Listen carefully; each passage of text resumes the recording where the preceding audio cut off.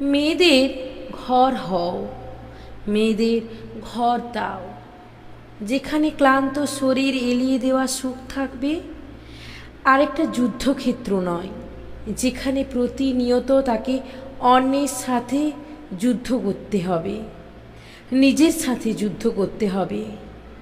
মেয়েরা দুনিয়ার সাথে লড়াই করতে পারে একা, নিজের সাথে যুদ্ধে হেরে যায় বারবার। ঘর বানায় মেয়েরা, ঘর হারানোর ভয় মেয়েদেরই বেশি। যখন কেউ ঘর ছেড়ে বের হয়ে আসে, মনে রেখো সে ছাড়তে চায়নি, সে বাধ্য হয়েছে।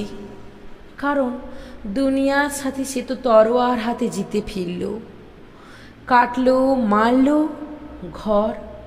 সেখানে কার সাথে সে যুদ্ধ করবে? ইট পাথরের দুরুমের বাসাটা তো শুধু ফ্ল্যাট নাম্বার। যখন ওখানে প্রিয়জন থাকে তাই তো ঘর হয়।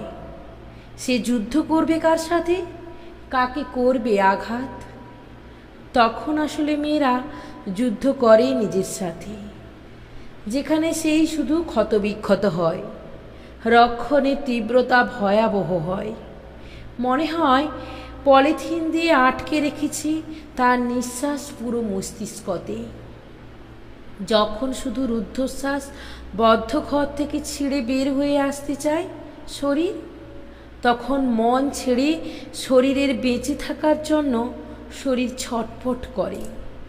যেমন আত্মহত্যার জন্য ঝুলে পড়া শরীরটা পা হাতড়ে টেবিলটা খুঁজে, তেমন করে একটা দীর্ঘশ্বাস নেওয়ার জন্য মেয়েরা তাদের ঘর ছেড়ে বের হয়ে আসে জীবন্ত লাশ হয়ে।